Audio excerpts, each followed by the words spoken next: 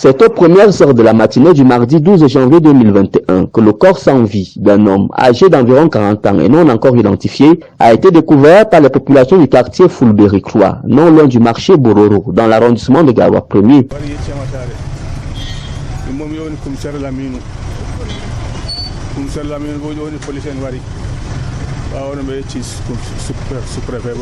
Aussitôt informés, les autorités administratives, les forces de maintien de l'ordre et les médecins de l'hôpital régional de Garoua se sont mobilisés. Chacun à son niveau a tenu à faire une descente sur le terrain à l'effet de mieux s'enquérir de la situation. Ici au niveau du marché reconstruit, l'axe Carrefour qui vient sur le marché Bororo, alors nous avons une découverte macabre d'un individu d'une quarantaine d'années qui n'est pas identifié pour l'instant.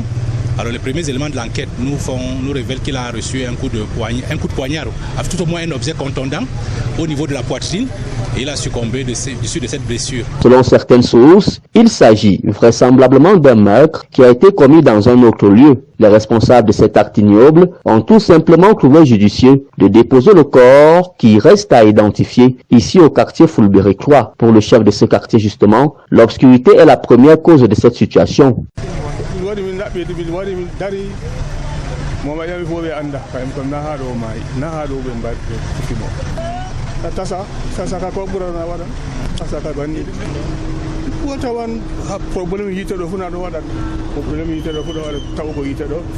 Pour les responsables du corps médical, dont l'expertise est plus fiable, on peut désormais, au regard de certains indices, se faire une idée plus claire sur l'heure de l'incident et même sur le genre de mort. C'est un sujet d'environ 40 ans, oui, qui serait décédé il y a environ 6 à 7 heures de temps.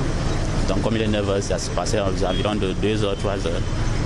Et donc il a reçu un objet contondant au niveau du sternum, juste au niveau du foyer aortique.